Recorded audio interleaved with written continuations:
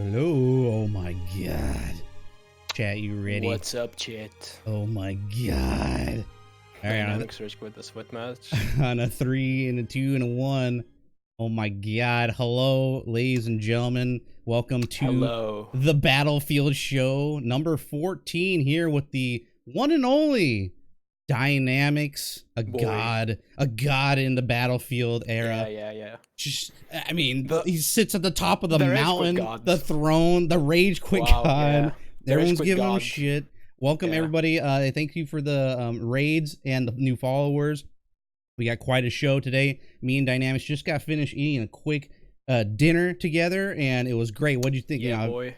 I got the candles out, everything. Everything's ready to go.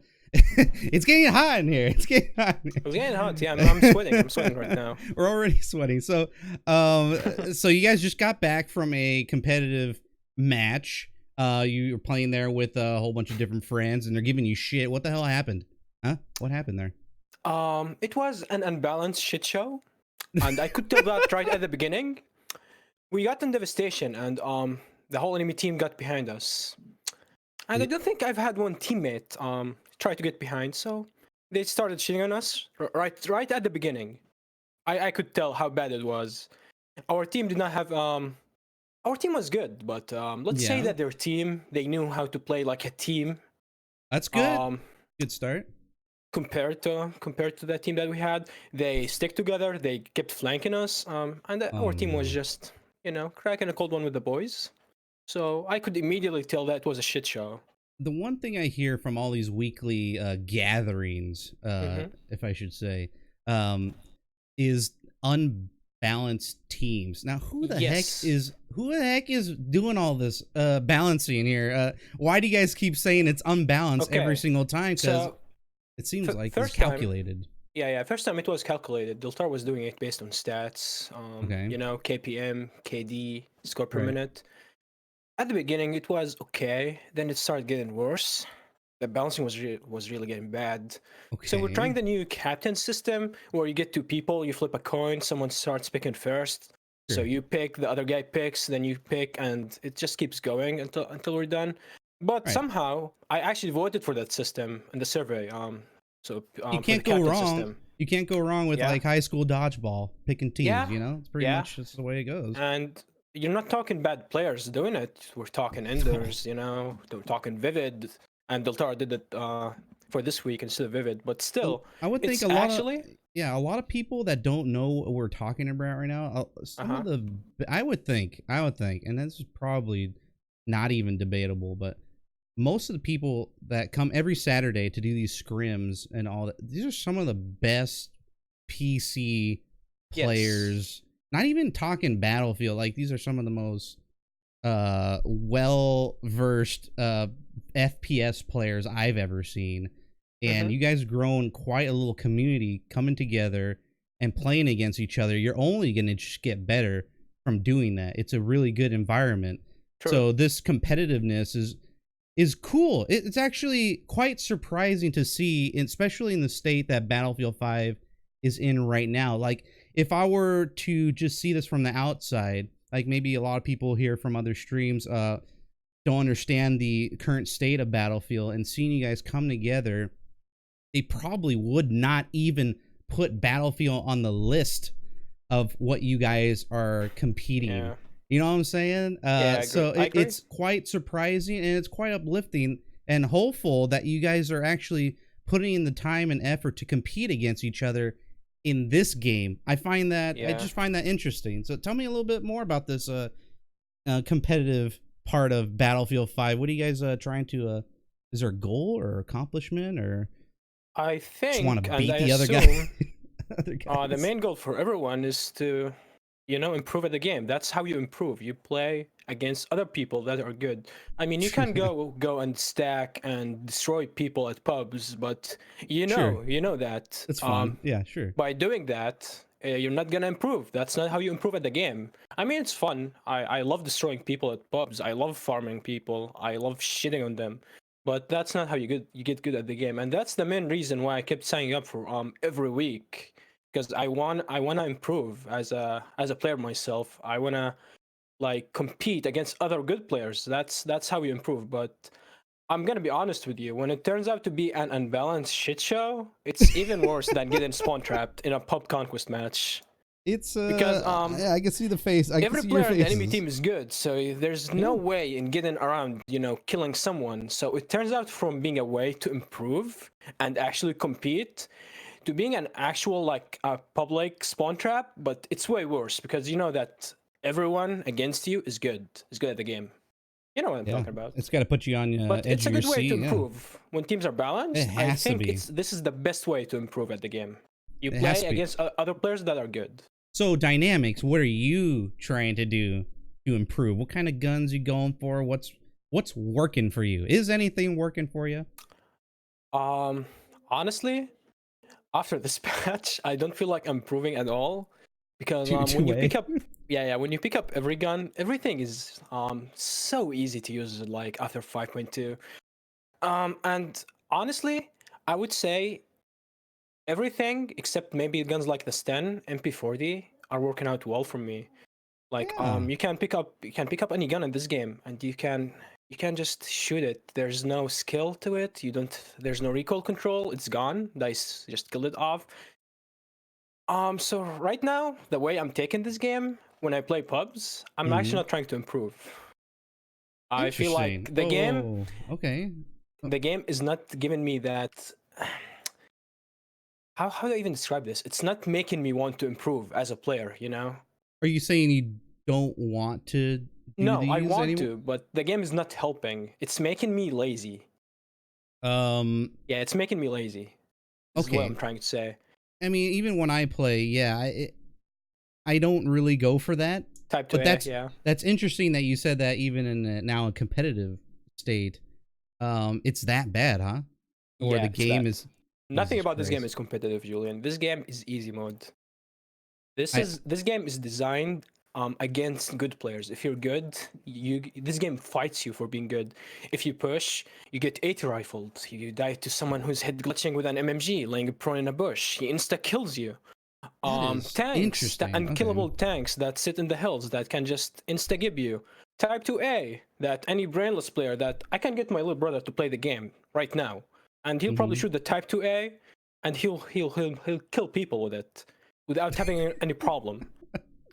Yeah, So yeah, my friend's little brother did the same, and I was like, he's like, "What gun do I try, Julie?" And I was like, yeah, "Just get the 2A out and give it a 2A shot." man, It yeah, went, and he's like, "Oh my god, I got a kill!" And I was hell yeah, laughing. with no recoil. That must be a good idea. Give it.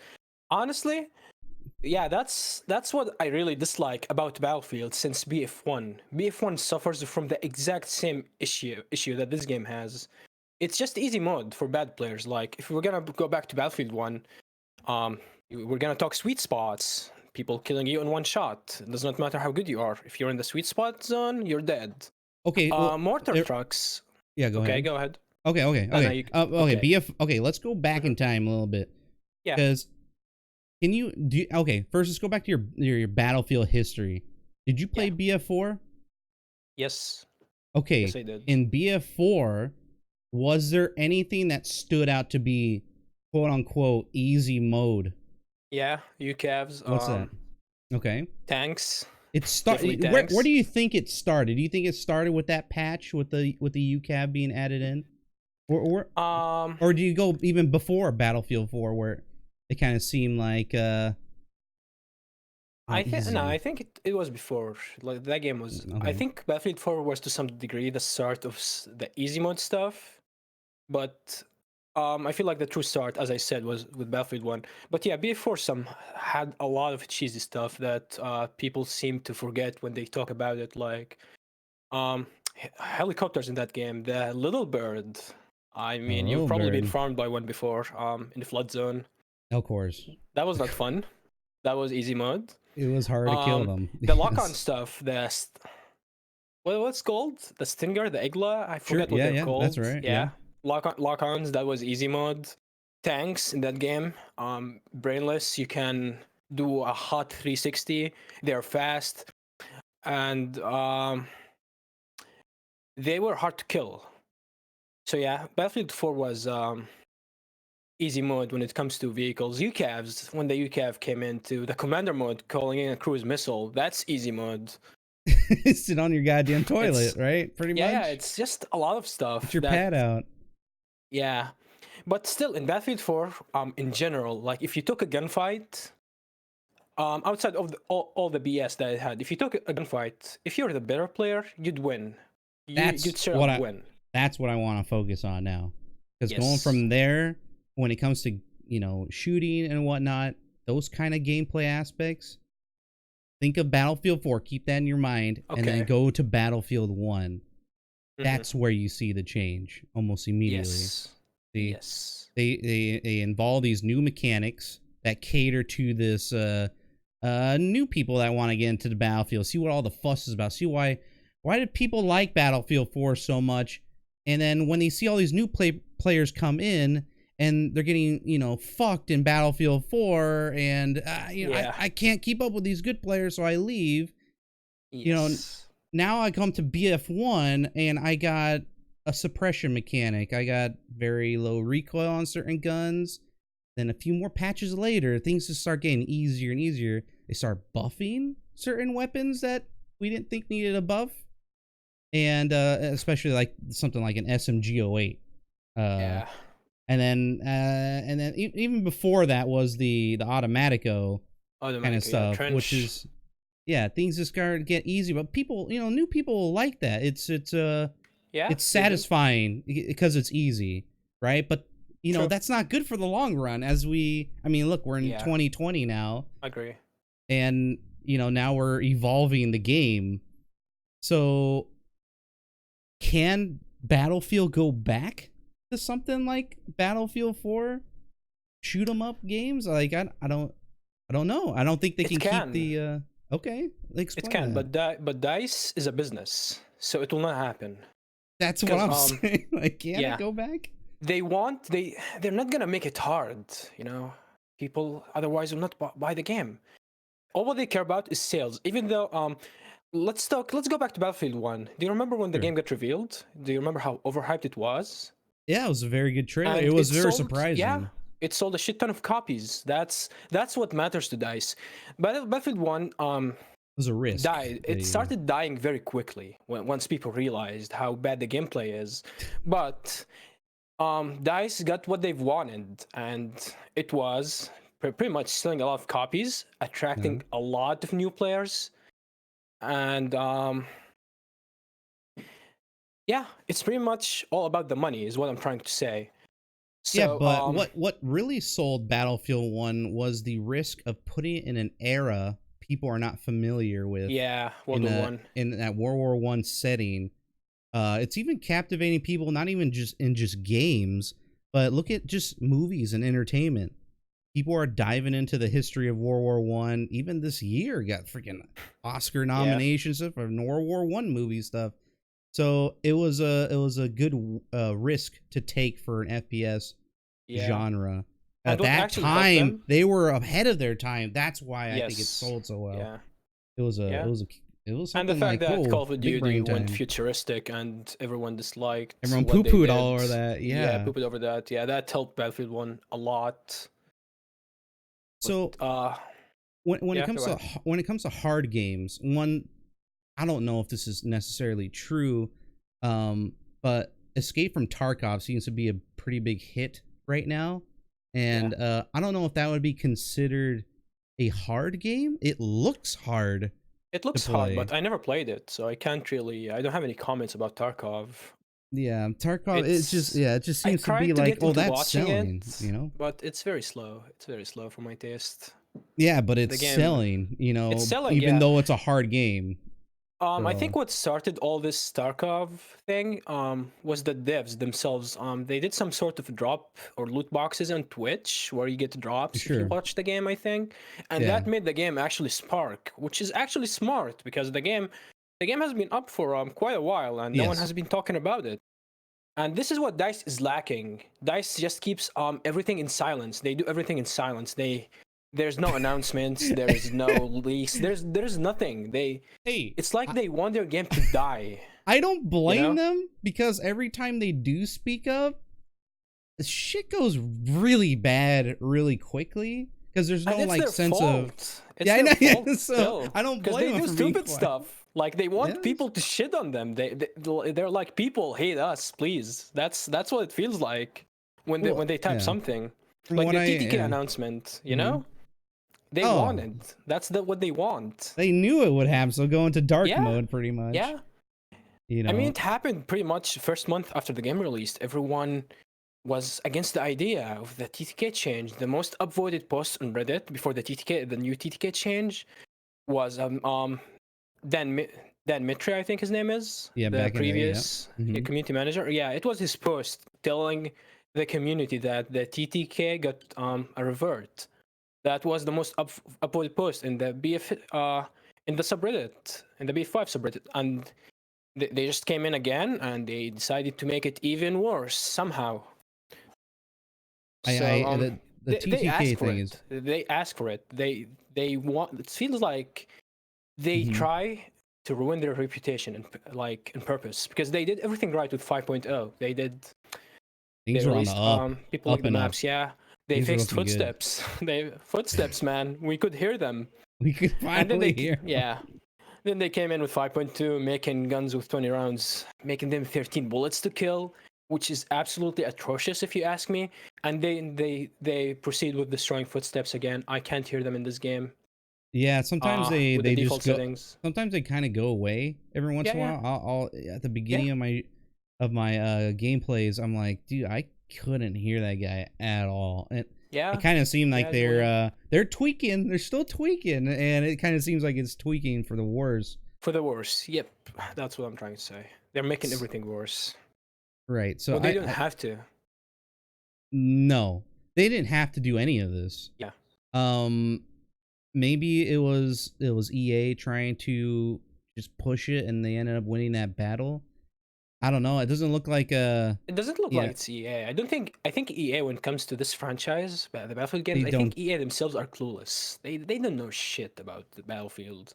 I think it's just DICE themselves being stupid, or shooting themselves in the foot. I honestly think. Yeah, you might be right, because all EA cares about is somehow monetizing the game in any way. So what we see now, and the whole events and weekly stuff, it's kind of like their car salesman kind of thing. Everything has to be an event. All these game modes that should be here 24/7 are now events. All these new chapters that are coming out are events and then along with that, don't miss the Memorial Day sale. You got the cool little Christmas hat sale. Man. Yeah, let's buy some boins. Everything's kind of like a sale event. Like they're trying to sell a car. I don't know. People kind of drip feeding. They're drip feeding content. And drip feeding content. They hold actual content back. Right. That screams EA to me. Yeah. But when it comes to developer choices and the 5.2 TTK stuff, it's DICE. I think it might be DICE, but I'm not 100% sure on that whole direction. But it could be just upper management that thinks that we looked at the numbers, we looked at the data. Yeah. I don't think it's the devs themselves. I think it's the people who lead DICE, the higher ups, and they probably have no idea how their game is playing like, or what the community wants. Soft Gerardo brings up a good point. Weather is now an event. Yeah. Hairstyles, a beard, a Christmas hat. Like, this is all like marketing 101 from like a dude who just graduated from college kind of thing. Yep. And it seems like that's who's running Battlefield now. And it felt like back then they had a lot of freedom, creative freedom, especially in the modern warfare genre. They can kind of just go anywhere. And that just leads me to the next thing I want to talk about is, I know this may be a big jump, but the next Battlefield game, with this current management, how can they succeed? Do you have like any like little things as when it comes to era or weapon balance, like anything pop out to you? I don't think the era is what people look forward when they look into a Battlefield game. I think what people want is just the game to be fun. That's what we all want. True. We don't the game we don't want a game with frustrating mechanics. I mean, we don't want the game to fight you. We don't want DICE like to fight us. Like, for example, the comp community. I mean, comp is pretty much dead because DICE made the comp community fuck off pretty much.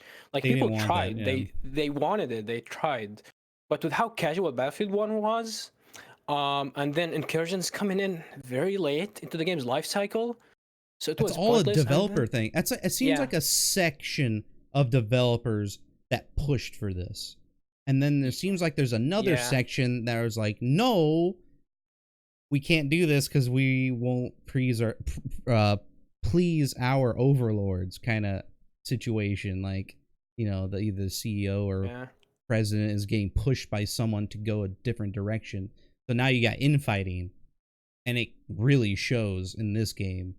So, do you think Battlefield 6 or whatever they're going to call it, or do you think they're going to have that one direction that they're going to go and use the community to help them go in that direction? I don't think they will, but that's what they will have to do. And they in order for the next BF to succeed, probably I mean, everyone is probably gonna be very hesitant about pre-ordering the next game, so they have to actually deliver with the game. They have to prove people that they changed. They have to prove people wrong, you know, when they actually release the game.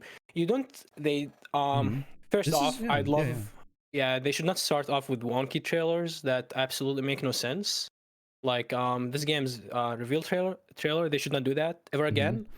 And they should not advertise stuff and then proceed to not put them in the game, aka plane crashing.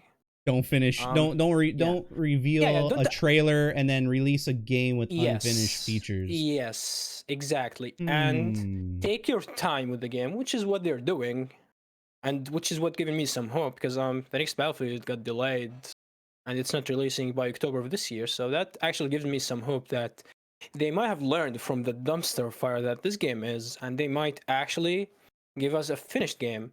And I think people, I think people will not pre-order the next game, or a lot of people will not.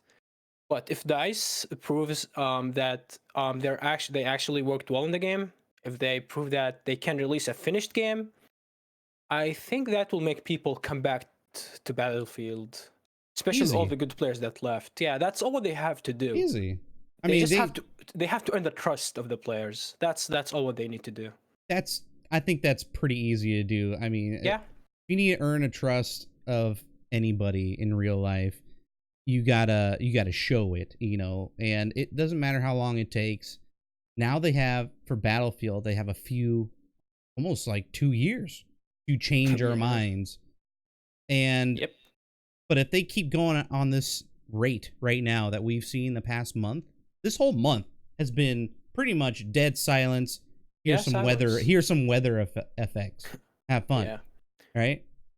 And we're stuck in this state of, my God, are they going to revert the TTK? Are they going to give us something for Chapter 6, which I want to talk about here in a second? Yeah. You know what's coming up? Yeah. Is there a patch this month? Is there anything gonna happen, guys? You said, is there gonna be a roadmap kind of thing? A lot of people have been asking about that. Yeah, it's just silence, and it's not good for them. We're still waiting. We're still waiting on a one-armed chick. I'm still waiting for my claws, DICE. I can't believe you got rid of my claws. I'll give DICE points because they deserve it. See their bodyguard coming back. So the era doesn't matter for you. No. What do you think about the gun balance currently in this game? Do you like specialization trees, or do you think they should scrap it and kind of go for a BF4 model? They should go back to Battlefield 4's model, but I don't think it would work in this game, because when you compare World War II to modern games, the customizations are not there yet. And speaking of that, speaking of gun customizations, I just want to bring something about World War games that makes me absolutely hate them. When it comes to like World War II, World War I games, I hate them for a reason.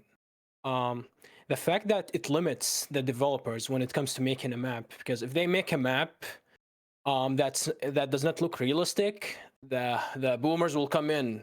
The map does not look realistic, DICE. They will shit on them for that. When it comes to customization, you don't have the potential to do whatever you want when it comes to gun customization, solar customization, because if it does not look realistic, people are gonna complain.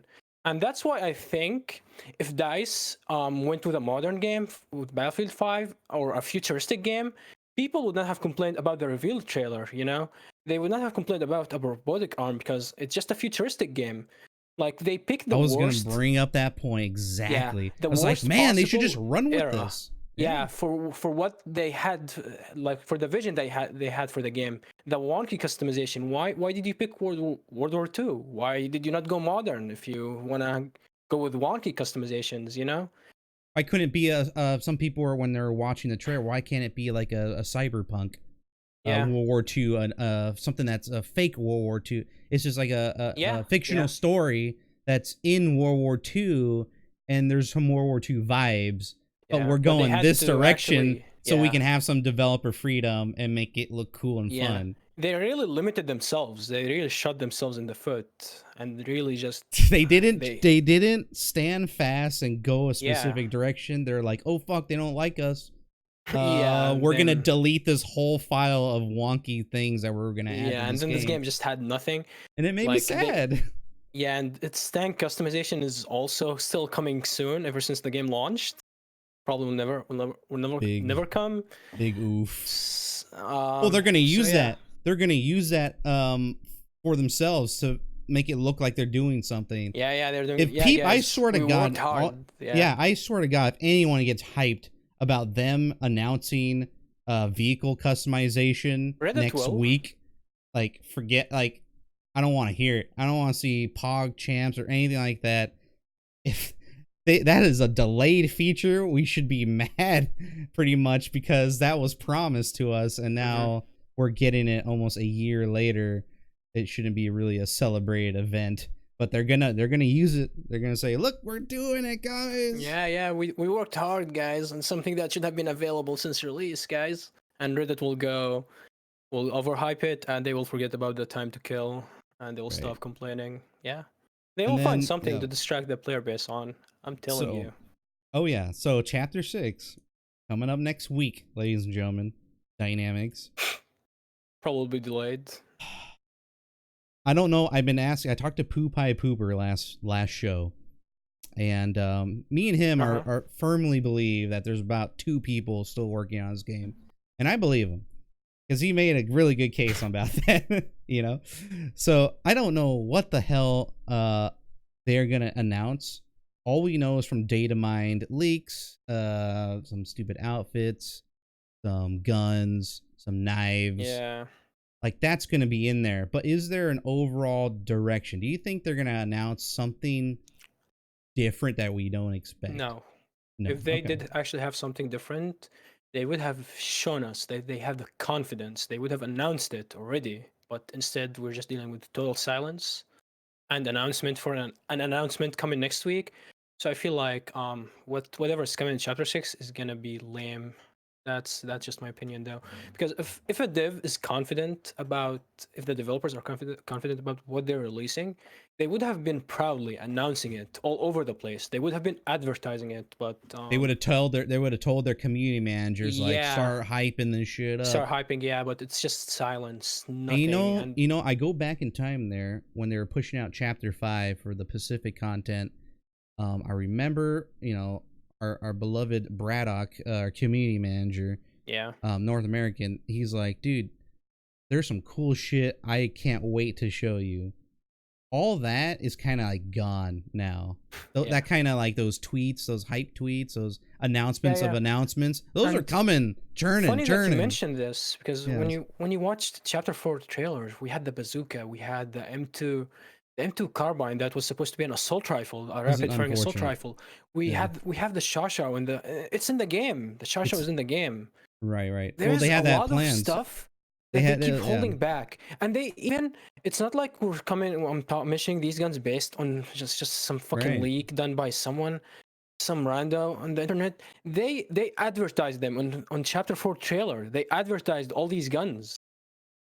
Right. The M2 carbine, yeah, that like, and then like when chapter 4 came to its end, what did we get? Nothing. And that's what kills the game. The fact that they advertise and they don't deliver what they're advertising. Well, again, with direction, they were going for that 5v5 game mode, and there was Yeah, and it got scrapped. metric shit ton of content coming out of that, which Yeah. surprised the hell on me. I thought it was just going to be basic mode. No, they were going all in at one point in the past few years, and at the way everything's going now, there's no way we can release this. But everybody I talked to on the Battlefield show, I don't know about your opinion, but they would have played that. Would you have played the 5v5? It depends. Depends on if I had some really good friends that wanted to try it, that wanted to compete, I would have done it. It just depends on Depends. on the people that I'm friends with. What do they want to do? But for the most part, if I actually start playing it, I think I would not do that well because I always Right. played Battlefield casually. So it would have taken me a long time to get used to it, which means that I'll probably stop playing pubs and dedicate myself to the 5v5. But yeah, it just never happened in the first place, and I think that just was the last hope for the people who want to compete in Battlefield. Like, it was DICE's. I wouldn't say it's their last chance. They still can redeem themselves, but Yeah, for they got Battlefield time. 5, it was their like last chance for Battlefield 5 for this game, and they just screwed everything up again. Like, why Yeah. would you advertise it? If you're just gonna scrap it, why would you scrap it? Why would you make everyone hyped? Then you just like. Yeah, someone brought up in the chat here that those guns, Totten did, that those guns were tied to the 5v5, which blows my mind. Pathetic. Which Yeah, blows my mind. pathetic. I was like, why not just spread the love from 5v5, and you can still have that cool gun in the regular modes. Dude, like to we bring have it the along Type with 2A. you. We have the Type 2A in every game mode. If the Type 2A is readily released for every game mode, I don't see anything else having like being a balance problem. Honestly, so yeah, that makes no sense. He's probably right. Totten is probably right. I'm not saying he's wrong, but well, what he said is probably what DICE thinks, and it makes no sense. I never thought of it that 2A. way. I never thought of it that way, but it's true. And speaking of the Type 2A and the new grease gun, a lot of people in this, I have this meme up right now, this one here. People bring up really good points when it comes to these two new guns. This is post 5.22, where people are all molding over the freaking new TTK stuff. Now we're seeing these guns, and you bring up an excellent point about that. Why have all these locked guns and release the Type 2A in all the game? It doesn't make sense. Now these guns are thinking like, whoa, these guns are kind of helping us forget about the whole TTK thing, just because how they're balanced. Yeah. Do you see any clues in a certain direction they want to go? Or is this like an answer to like, oh, we're sorry, here's something fun? Yeah, never forget, Eddie. I mean, what is this? What are they doing here?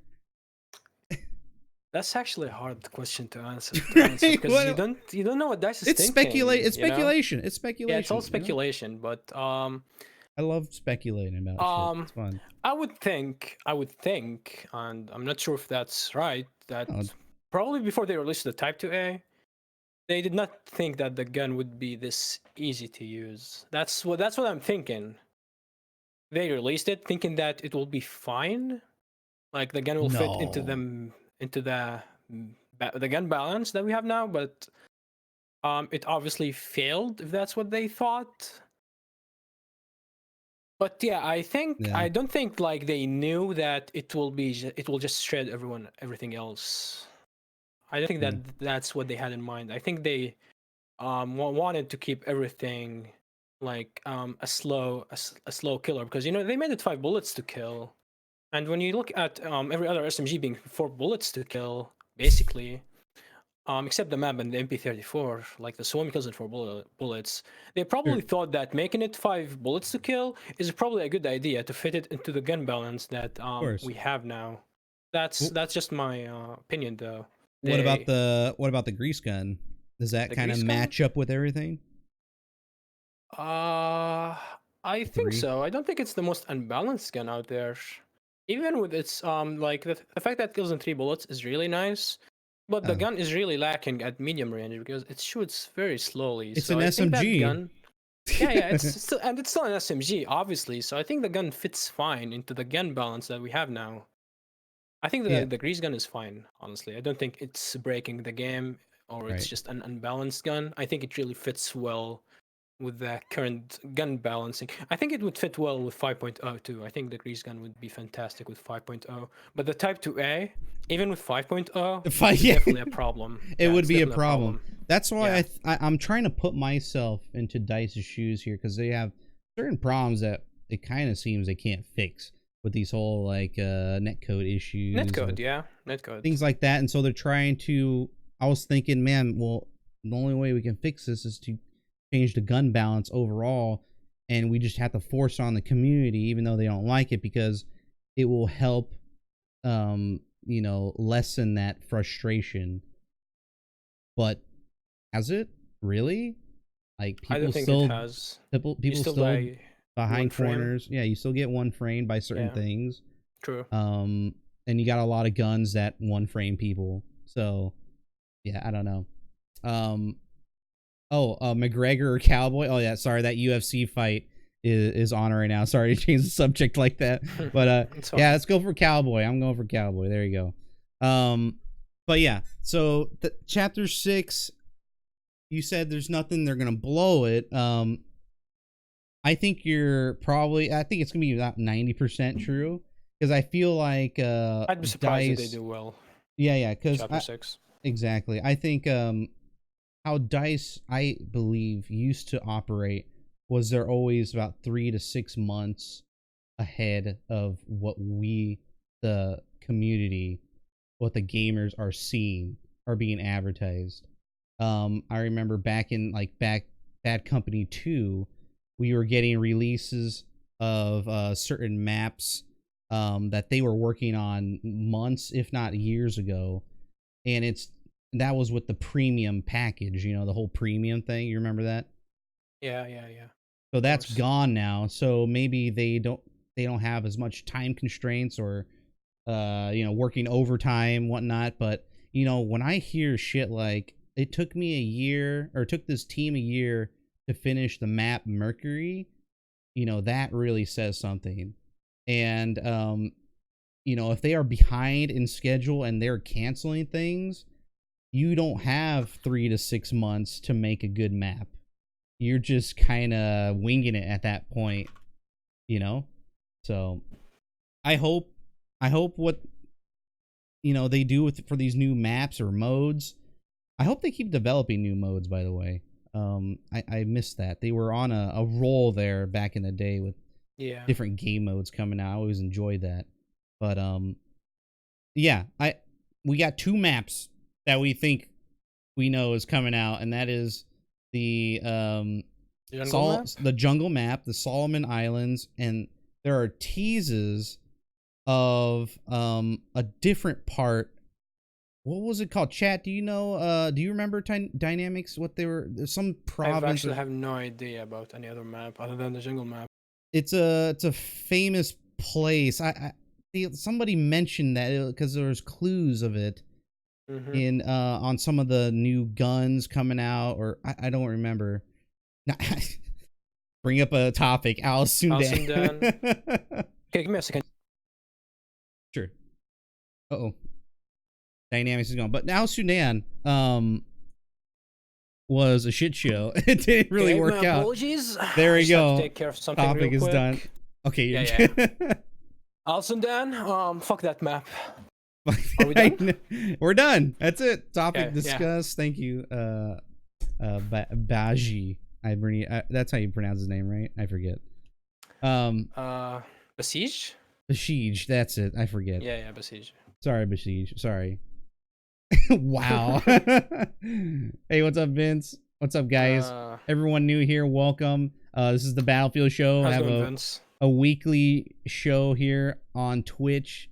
I get new guests on here that are streamers or YouTubers or any type of personality that I seem to enjoy or want to know more about. I bring them on the Battlefield Show. This is our 14th episode, so I hope you guys are liking it so far. We got our wonderful Dynamix first appearance here on the Battlefield Show. So I hope you guys enjoy. If you guys want to support the channel, leave a follow, and don't forget to go follow my boy Dynamix, who is on Twitch. He's a streamer as well. You can find him at Dynamix or DYNAM. Or my name in the chat. But yeah, or your 1X_X. There you go. Perfect, just like that. Yep. He's an excellent player. I don't want to put that lightly. He has definitely been called a cheater more than 15 times, I'm sure. Every time I have a clip for you right now that I think there was a group of a clan that was trying to gang up on you, so they got the boys and they're like, let's go kill Dynamix. Let me know if you recognize these guys here. Wait, really? Okay. Yeah, here. I gotta watch that. Here, watch this. That fucking yeah. Yeah, I know. Oh, they brought in more KMA guys. Yeah, backup needed. That was boys. the hot KMA stack. 6 was not enough. Bring the 7th and the 10th and the 11th and the 9th. Yeah, fuck all of you. I can't believe that I made that work, dude. Okay, to give some context to what's happening in this clip. Yeah. I started playing against a few of them, and I'm just playing by myself. Mm-hmm.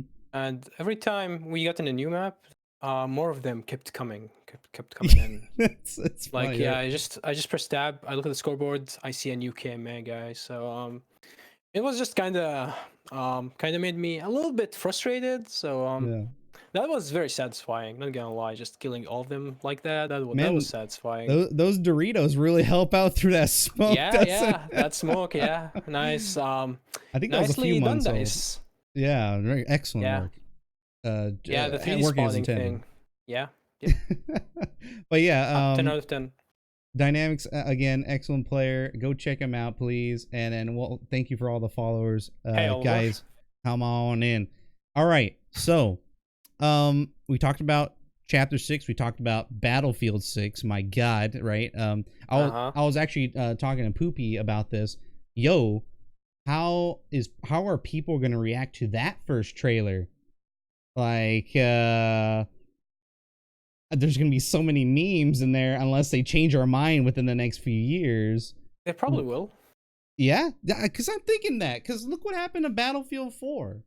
It was a shit show for a year, and it came back, and people were like, "Oh man, what was your favorite game?" Battlefield 4, of course, right? Yeah. People loved that game back then, until it kind of died off and there's new Battlefield games. But yeah, I kind of feel that they have, maybe EA is giving them that chance to change the narrative, because you always have time to unfuck your fuck ups, So True. I don't know. What do you think? Do you think they're gonna make it? They're gonna actually change our mind on this whole thing? So maybe they might have a positive reaction, or they're just gonna have to bring it. I think they will. At this point, their reputation is fucked. So I think they know that if they keep going this way, the franchise will die. So I don't think they're in a position that lets them take any risk, because they've already taken so many risks with this game, and each time they failed. True. So maybe they will unfuck Battlefield 5 eventually, but I think at this point it's too late, because it only took them a year to start fixing Battlefield 4. This game after a year is still fucked more than ever now. And I think this game right now is at its worst state. And they have no DICE LA, no DICE LA. Yeah, DICE LA is dead. True, you're bringing up a good point, because DICE LA is who helped fix BF4, and they're gone now. we're fucked. I think this game's reputation, Battlefield 5, even if they fix the game, I think the game's reputation will always be fucked. It's been fucked ever since they revealed the game, honestly, but they made everything even worse after the release. The fact that the game is unfinished, the netcode, the lack of footsteps. The game itself always felt unpolished. It always felt like a beta, and to some extent, it still does. No, that's a good point. That's a good point. Do you feel like we're beta testers since the beginning of the launch? Yes, definitely. And I think what about alpha testers? No, I'm just kidding. I mean, if it was alpha testing, this game would be probably not functional. It was functioning, but it was just unpolished. It felt unfinished. So I think calling it a beta testing is fine. And actual beta testing is usually 1 year before the game releases. It just fits Battlefield 5 perfectly. Just we're beta testing the game, but it's lasting for a very long time now because there's still a lot of things. Do you think that's by design? Never fixed. By design? No. Really? Yeah, I don't think they had a choice. I don't think they had time. It's just I don't think anyone wants his game's reputation, the game that he worked on. I don't think anyone wants its reputation to be fucked up like this. I think it's just out of their hands, the actual developers themselves. But when, successfully testing things and using a community to help you test certain things that they want to try out, they threw that out the window, even though they've influenced other companies to implement a community test environment, which still works to this day. Like, I think they've influenced Blizzard and Overwatch to have some sort of a community test environment because of what they do. Yeah, even PUBG has one too. Right, everything had Rainbow Six Siege as well. Yeah, true. Has a lot of those things. They decided to permanently dump that in terms of just, well, the whole game is a CTE now. Let's go with that. That makes I purposefully did not want to play the CTE in Battlefield 4 or in BF1 because I wanted to experience the final product, the thing that you guys worked hard on, that I may enjoy when it comes out completely. Why would you want to get rid of that? Dynamix, I don't understand. Why do you think it wasn't by design? I also don't understand. There's no reason to get rid of it. CD pretty much tells you if you fucked up or not, tells you if something is good or bad before you release it to the game. The only argument against CTE is the fact that it spoils new content, but you don't have to release new content in the CTE. You can keep it like restricted to one map if you want to, and test the new changes. They could do that. There's no reason to get rid of it. Yet they went ahead and killed it off. So I think that's a mistake. And the question that you just asked me, it's a very good question that I don't have answer for, and I don't think DICE themselves does. That's if you go ahead and ask them. It's sad, especially with the decade of history of what Battlefield's been through and what really worked for them, what really kept their games alive. I understand that maybe releasing something like a rental server program down the line after release might be an okay idea, because what's keeping those games alive throughout the years are those RSP servers, right? Yeah, but those don't BF3 alive. True. Those don't matter at release time. The RSP stuff doesn't really matter as long as there's things to do and play at that time. You can grow, but you won't grow communities. That's what they're forgetting, and that's what these big communities keep telling them. Look, like when your game dies, it dies, and I think they don't care. They just they're not. To survive. There's no profit. For now. At some point, they'll stop selling the game. There will be no profits coming out from the game. So why would they even care? Why would they? And putting all that time, what Totten said, putting all that time to do that TTK change, which I'm sure, and the 5v5 game mode, and Firestorm, and creating dolphins and whales and shit Yeah. couldn't be put towards a test environment at the very least. True. So they could have not released single player at all too. That would have been nice, because single player in this game is bad, waste of resources. They could have skipped through a lot of things, yet they worked on them. they wanted to give It's pretty much a waste of time. Yeah. And they still do that. That's tough. They put themselves at an awkward spot. Like if they did not touch the TTK, they would have never had to keep releasing patches or working on it. So that's a problem that they added to themselves. Another topic that I want to bring is the arrows in the minimap. Say again? You cut out there for a second? The arrows in the minimap, the little arrows that tell you The where arrows, someone is okay. looking. Yeah, Gotcha. yeah. They never had. That was never a problem. But they made it a problem in this patch, and next patch, what are they working on? Yeah, they're working on them. Like they keep. We're communicating with you. Yeah, they keep bringing up problems, and they keep fixing them when they don't have to do that. Right. You know what I'm trying to say? Exactly. They're Don't making reinvent problems. the wheel. Yeah, they're making their own problems. And they're pretending that they're fixing something that was not in the game in the first place. True. This happens a lot. 1 step forward, 3,000 steps backward kind of thing. We've seen a good hefty chunk. I would say more than half of the patches we've had have been that 1 step forward, quote unquote. Yeah. And 4,000 steps backwards.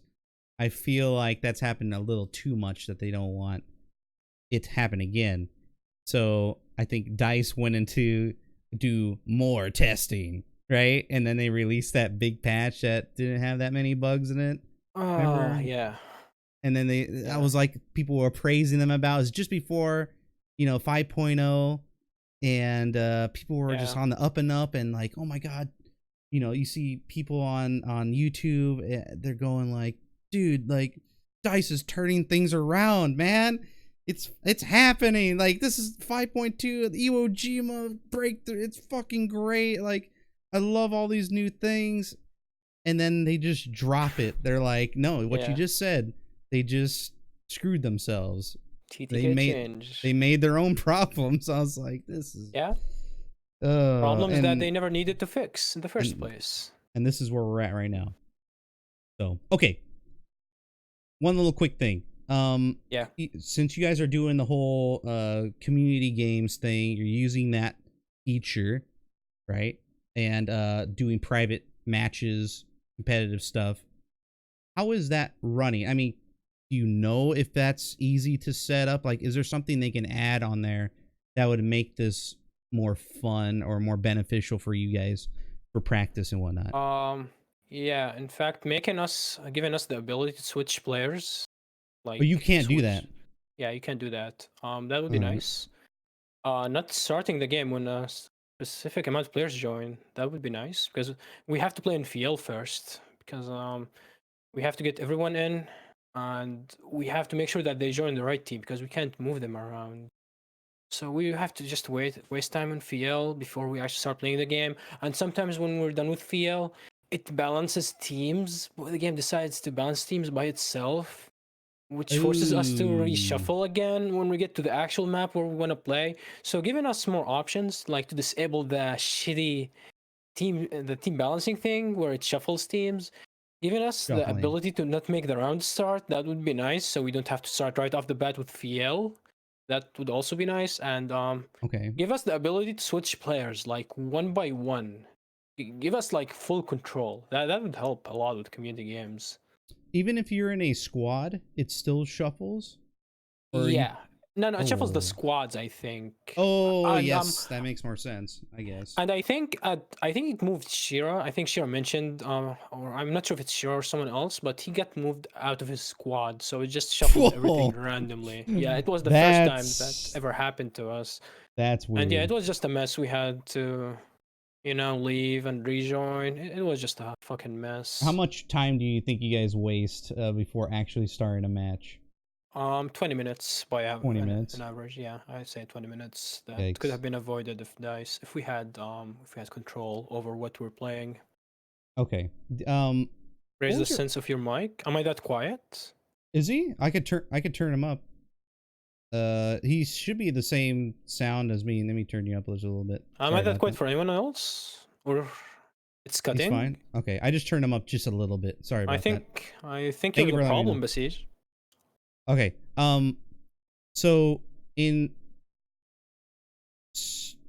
okay. I was thinking more about community games, but I think I pretty much got what I needed out of that. We talked about you playing BF4, right? I kind of I skipped over this, but what was your first Battlefield game? My first actual Battlefield game was Battlefield 3, but I used to play Battlefield 2 against bots when I was a child, so I'm not sure that counts. That counts. I don't remember anything about Battlefield 2 except dolphin diving. Yeah, that was a big thing in Battlefield 2. I put a lot of time when I was in college. I was but a wee lad, but you were a little baby. That's funny. I was baby, probably. Who the hell allowed you to play that game at such a young age? My God. Dude, I don't think no one cared about what I played, honestly. So, but you weren't in the U.S. at that time, no? No, I was in Middle East, Jordan, and I honestly could do whatever I wanted as a child. My parents would not come in and watch what video games I'm playing. They didn't give a fuck, to be honest. So yeah, I played Battlefield 2. I played a lot of games that were toxic, that made me toxic as a child, you know. Because I used to play a lot of Dota 2. And people would talk over the microphone. Yes. You know, they would throw insults, they would speak Russian. That's how I learned a bit of Russian. I had to go to Google Translate, see what people type. And that's how, for the most part, that's how I learned English. It was fucking Dota 2. Because every time I would get an insult, I would immediately go to Google Translate, man. I have to know what people are telling me, and I have to type insults in Arabic, and I had to translate it back to them. So that's how I actually learned English. It started like in a very bad way, but it was beneficial for me at the end, because look at me now. Like I'm not the best. My English is not the best, but I can talk. It's damn good. Yeah, I can understand what people are saying to me. So it was actually toxic, but at the same time, I would say it helped. It helped a lot. Yeah. But what are some Russian things? Like, cause I watch your streams and stuff. You don't bring up any like. Well, they're all bad words. Like they're all bad words, so you definitely don't want to say them, or. I mean, Sika, which means bitch. That's one word. That I learned from the lovely Dota community. Yeah, they just keep saying like words like bitch, you know, that stuff. Gotcha. I don't want to say something that turns out to be TOS and get you banned, you know. I'm not sure. So yeah. Don't, but I get you. That was my bad for even bringing that up. Yeah. But what I said was definitely safe, though. Don't worry about it. What I said is TOS friendly. Yeah, for sure. That's interesting. So you learn English through Dota 2. I did not know that. Yes. What other games, like even now, like what other games spark your interest, or are you looking forward to, perhaps, or what were some of your favorite games is what I'm trying to say? Obviously the Battlefield franchise. That's obvious, I think. Assassin's Creed games, they always spike my interest. Always. Every time a new Assassin's Creed, every time a new game comes in, same. I always buy it at some point. I just love the franchise. I really don't limit myself like to a specific type of games or franchises. Like every time a new game comes out, if it gets like positive reviews on it, I pretty much buy it. But on regular, I used to play a lot of Dota. As I said, I play Battlefield a lot. I buy every Battlefield game, and I do play FIFA. I also play FIFA off stream. Yeah, FIFA games, they spark my interest. An EA game, man. An EA game, yeah. Getting you, man. My favorite company. Yeah. Were you into buying all those packs and getting those No. super teams? I only buy the game. I play it online, or I play versus bots when I feel like it. I'm not into the ultimate team and all that stuff for you. Yeah, I only buy the game. That's all I do. I never give EA even $1 off the microtransactions or whatever they have for FIFA.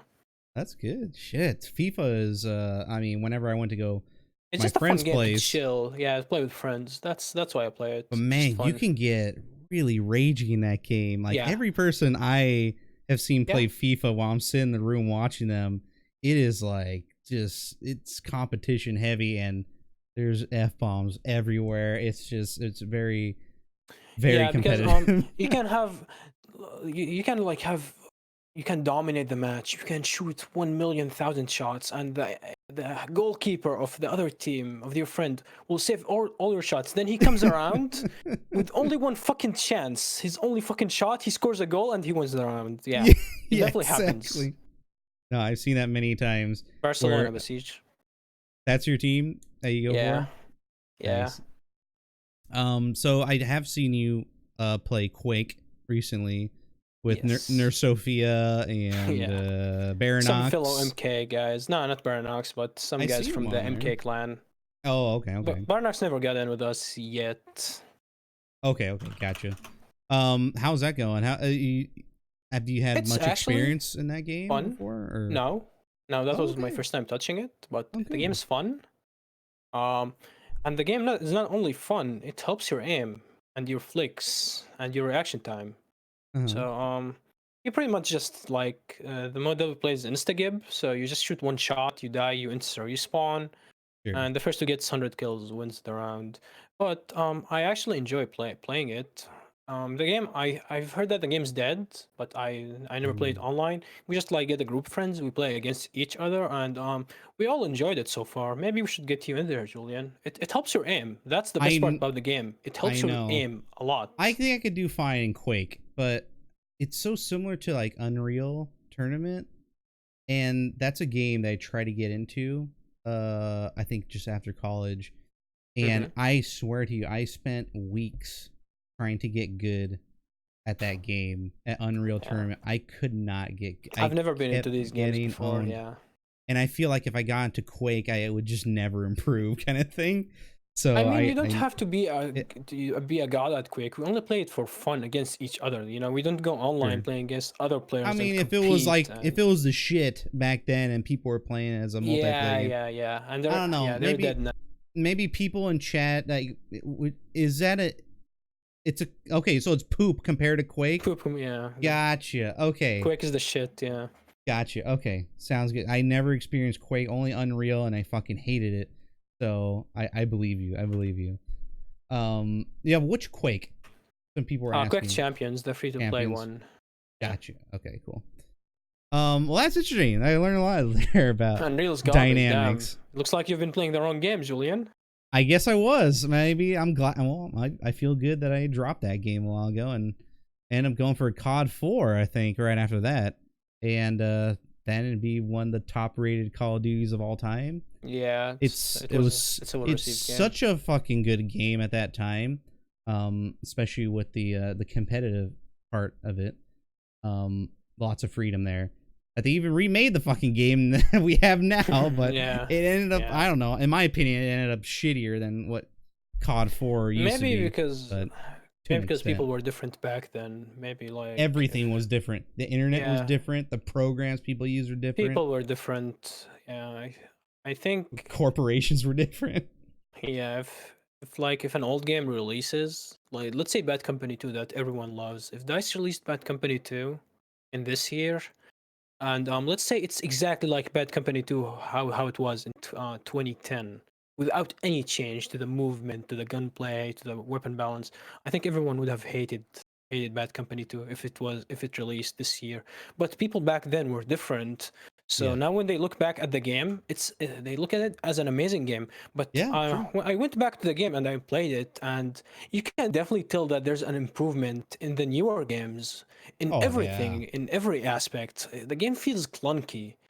So the game is very clunky. Yeah, there's not much. Everyone mentions how old games were amazing, but they were amazing at the time, dude. They will fail if they release like let's say this year. So like Bad Company 3. If they release a Bad Company 3 and if they actually change it, it's different from Bad Company 2. God, they would have to. In a good way. It will succeed, but if they make it exactly like Bad Company 2, the game will suck. Well, let's be real, it will suck. And it will feel outdated and clunky. It did not, all the older Battlefield games did not age well at all. Maybe BF4 or BF4 is the only BF3. game. BF3. No, I'll give BF3. BF3 Honestly, aged quite well, I think. It aged quite well, but when you look at Battlefield 4 and Battlefield 1, even Battlefield 5, you can tell the difference, like in like how suppression changed across Battlefield, the netcode. Suppression. No, don't bring up that word. Don't bring up that word. PTSD. It's painful, man. But yeah, honestly, when you play Battlefield 3, it was a good game back then, but it feels clunky. The game does not feel as good as the newer games. You know, it's not as good as I remembered how it was. So yeah, like times were different back then, and I feel like when people look at older Battlefield titles, they everything is just pinky. Like they look at it with rose tinted glasses. Like everything was perfect back then, but the reality is if DICE released these games at this time, everyone would complain, and they would say Battlefield 5 was an awesome game. Well, speaking of awesome games, I got some clips for you that really show off how great this game really is. Let me start off with show me, Julian. Let me start off with this one. This is what I think a lot of people experience here in Battlefield 5. Why do you have the Flingerfest out? Check it out. This is when you're a slammy boy. Let's see. Okay. I have the Flingerfest too. I just have the shot a tank with a Flingerfest. Great work there. I hate you guys. Okay, that was fucking I had okay. I did not shoot it. Why did you do that? Did not realize that I had it out. How the fuck did he bomb? Okay, I remember this. Okay, I'm in. Can I target medics? Wow. I just killed that guy and he got back into a plane and bombed us. Pick W, yeah. Kick W indeed. Excellent spawn. When can we push a whole tank? Amazing. Good question. I have no idea. Oh. Yeah, Dutch rat. What the fuck? There's one right here. Ooh. You're nice. A little too late. But... Very nice. You're at that point in the night where nothing really matters. Look at your chat, by the way. Yeah, it still keeps going. Yeah. There's guitar solo making fun of you there. Yeah, he's bullying me. He's bullying Cutie Christie. Oh yeah, fuck that game, dude. Here's I'm glad that I could keep my cool. Yeah, was that pretty late at night, or is that like during the day kind of thing? During the day, I think. Maybe night, like, but not late, like midnight. I think it was like at something 8 p.m. If I remember that correctly. But yeah, that was fucking awful. Here's another one. This one's pretty funny. Here, check this out. Who's Cuckoo? Hey, that's back in the HAD days. Let's see.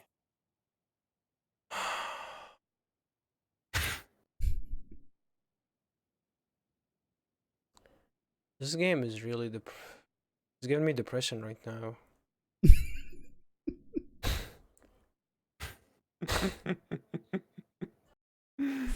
I feel like a good percentage of the community right now experienced that. Yeah, I could not find a server that day. I could not find any server that day. Yes. That was the only joinable one, and yeah. This is the current state of Battlefield 5 right now. But here's a couple more clips I want to show you. Now that we got 1 hour into the podcast here, I guess you call it the Battlefield show. Welcome everybody who's here. If you want to bring up a topic, do so here while we watch this clip from Beret Boy in his news. Is that still against the KMA boys? I don't know. This is a different one here. We're playing with this is a different one. Guyan. Did you see it printed in my head? Probably a guy with a shotgun. Yep. You're dead. So tell me a little bit more your wardrobe change here. I don't know what to tell you, dude. I'm speechless. I was starstruck when I stumbled into your stream and saw you wear like a leather jacket and a beret. I was like, oh no, what happened? what happened to my boy Dynamix? Has he been radicalized? I don't know. Yeah, where that hat. I'm not wear it ever since. That was funny. It was just for a change because I always wear the same looking hats. I wanted a change, but yeah. And the leather jacket was because it was just too cold. And here's the thing: if I don't open the window, my PC makes my room feel like a fucking oven. So I have to open the window.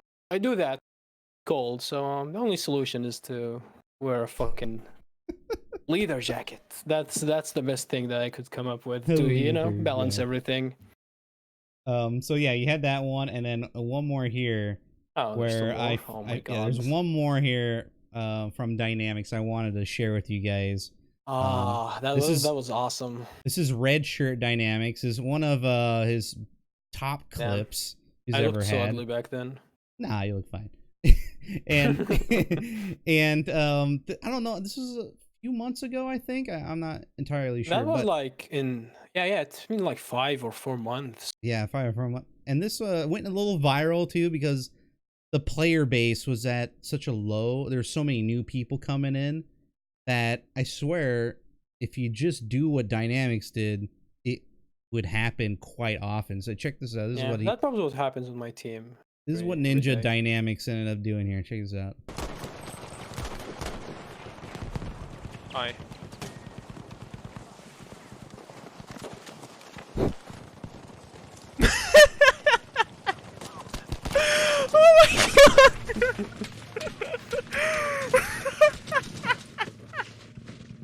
Oh, that's fabulous, man. Oh my god. Yeah, I could not stop laughing. Back in the day, I could not stop laughing. At least 4 people looked right at you and were like, I don't know about that guy. And they kept moving on with their lives. They kept moving on, yeah. But I just want to share those clips with you guys because they're so... It's funny because it's true, right? It just happens all the time. Yeah, that's just your teammates. Like when a guy kills you, when you have 10 teammates behind you and you expect them to actually watch him, that's what happens. That's how you die. People are oblivious in this game. People don't even people can be spotted in the minimap and they can be 3D spotted, and your teammates will still be oblivious. That's why I'm thinking about something that they should make. Let's just add 4D spotting to the game, where the game tells you, like you hear a voice telling you that there's someone there. I think that's the only thing that can help the maybe physically wear something like maybe like a tap on the shoulder feedback or something, like someone's on your right. Just call it 4D spotting. 4D spotting. The game shows you a big arrow on the middle of the map of your screen, tells you there's an enemy there, shoot him. Because it looks like 3D spotting is not enough for this player base to be aware of its surroundings. So yeah, 4D spotting is the way to go, man. Yeah, but speaking of certain features like that, do you think when they first announced the whole 3D spotting, or it's the automatic personal spotting, the passive spotting, yes, do you think that was a good idea at launch? Well, what about now? No. It's still bad. Awful. Yeah. So just that's get rid not of it. a good way to fix your the visibility problem with this game. Because the thing is, it works through walls sometimes. It still does. Through smokes. I can still see people through smoke. We saw a few clips already. The only thing that I love about it is I can see people who are prone that I can't usually see, but that's a visibility problem. Fix your game's visibility. Don't add more spotting to the game. And that was their vision when they launched this game, less spotting. But when you look at the game now, you're always spotted. The flare spam is unreal. And they buffed them. If a if a plane shoots you for once, like if a plane shoots you, you get spotted after 1 second. Same thing for tanks. If a tank shoots you, you're spotted. If a player has an LMG and his aim sucks, you're spotted. And if a scout shoots you, even with a fucking pistol, you're spotted. You're spotted. So if this game shoots you, yes. I would say this game has a spotting problem way more than every other Battlefield game now. Because everything in this game spots you. You don't even have to press Q. You can just shoot, miss your shots. Tanks spot you, planes spot you. They have flares.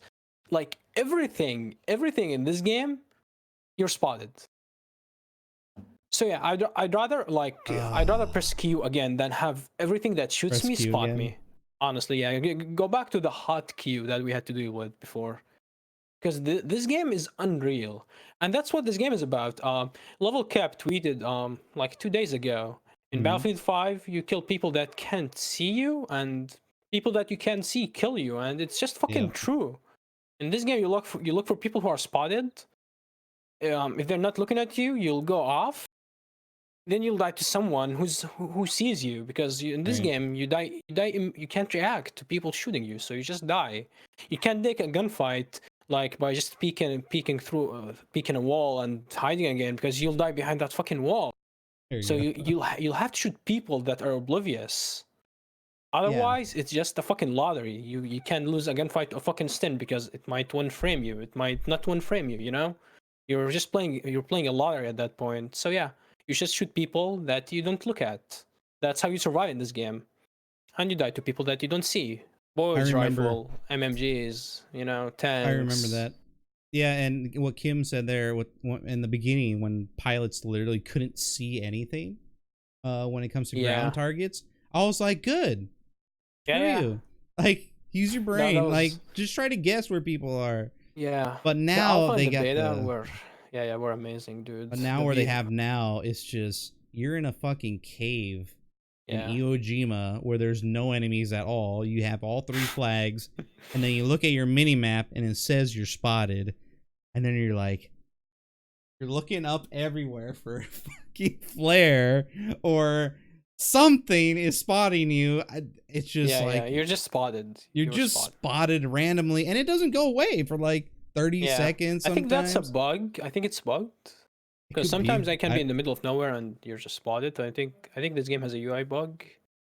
Or it could be someone with the little spotting glass. What do you call it? Spotting glass? Oh my god. Imagine anybody using that. I've seen some people though. I honestly think this game should take that feature further and tell you what the fuck spotted you. So you don't like just stay confused. What spotted you? Interesting. Like if it's a plane flare, just type plane flare, spotting flare, spotting scope. You know, it would be nice to know what fucking spotted me, instead of just looking around looking for flares and I can't see them because they're plane flares. So I would appreciate if DICE actually tells you what spotted you. That would be nice. That'd be interesting, but so yeah. I mean, so wouldn't you want to tackle the main issue of spotting before adding something like that on an add-on to fix something that you broke? If it was up to me, I would remove anything that shows 3D spotting. I would remove it from the game. Nothing would spot you, but I wouldn't mind it, but I would be annoyed because I would be a significantly worse player, because what Battlefield has done to me has like it's permanently imprinted in my brain that if there's something red above a target, I'm going to shoot it. And if you do that for years, I will get mad and angry and annoyed that I can't see the person that shot me, or I lose the target. I always complain about that kind of stuff. So I personally would get annoyed if they took my 3D spotting away. You'll get used to it. It's something that the game it would make spoils me better. You get spoiled by the game, but when it's gone and they never bring it back, you'll get used to it. Everyone will, but I don't think that will ever happen. Not when there's money not pouring in. Their money will be on the risk if they do that. People will not buy the game, you know. Okay, next thing. Health attrition. Do they get rid of it or keep it in there? Get rid of it, never bring it back. Anything attrition related, they remove it from the game. And that goes back to what I've said earlier about having fun in the game, not making it fight you as a good player. Like, this game tries to promote squad play, and that's absolutely fantastic. When you play with a good squad, it's really good, you know? Like, you have good squad, you would not mind having less ammo, because you'll get ammo, you'll get health. But in a game where all the players are fucking awful at the game, most of them don't care about pushing. They just sit in the back. They camp. They lay prone. They don't give heals, even if you beg to do so. Same for ammo. In a game with this player base, attrition is the worst thing. that you can add to your game, and it's the best way to punish someone for being good at the game, for trying to push, for trying to carry his team. Health attrition, ammo attrition, you can get around it because you kill people, you can pick up their ammo, but health attrition is the most punishing mechanic I've seen in my life in this franchise as an aggressive player, and I think it should be removed. There's no way to fix it. The only way is to delete it. The way ammo is right now, I think it's fine. I think they got a successfully successfully got rid of it. Yeah, they killed it. I have no issues with it. It almost feels like Battlefield 4 right now. Yeah. Health attrition needs to go. It doesn't work in this game. It really screws you up. Bad. Like if you're not 100 health, I mean, you should just jump off the Narvik bridge into the whale's like mouth. Out of every Battlefield game they could have included health attrition. They put it in the game where everything insta kills you. Like this is the worst game to put health attrition on. If they put it like in Battlefield 1, like there is some suppression sucks, so people would miss their shots. Nothing insta kills you, but in this game where every gun is a laser beam, health attrition does not belong to this game. It should be gone. It does not belong with the other gameplay mechanics that DICE puts in this game. I agree. A lot more people should be, instead of the TTK stuff right now, I think something that they can easily get rid of is health attrition, just right off the bat. And I even talked with some other people. I mean, Guitar Solo, I was talking with Guitar Solo on a couple episodes ago, and he was like, well, I brought it up. No, he was like, totally get rid of it for sure. Almost everyone I asked wanted to get rid of it. But I was like, what about, if you're a support player, you get hurt, you automatically go to 60 health or whatever it is. And after a while, like let's say a Battlefield 1, what's those super soldiers called again? The pickups, the elite kits. The elite kits, like those eventually, they have health attrition at first, but then eventually they grow all the way to max, right? That is really slow on that. But maybe at the very least have something like that here. If you can hide for a good amount of time, it's better than nothing. It's better than nothing, but I'd rather have it removed. I'd rather have it removed. It doesn't make sense anymore in this game. I agree. I think more people should talk about that. It never made sense in the first place, honestly. Like you always died fast in this game. Everything insta kills you. I think what went through their mind is when they wanted to do ammo attrition with vehicles, it kind of just went, I was like, well, we should just do that for, good players. We should really limit them. This game, like you said, it keeps trying to punish good players at all costs. So the new babies come in, and the new noobs come in and try to get their foot in the door, so to speak. And you're not bullying them the whole time. But, that's too bad, because a lot of people bring up great arguments saying, if the game is, there's a huge learning curve, or there's a big, a curve pretty much. It should maybe, I don't know, encourage you to play the game more to get better and to improve over time, kind of like where Fortnite has that whole skill gap when it comes to building and whatnot.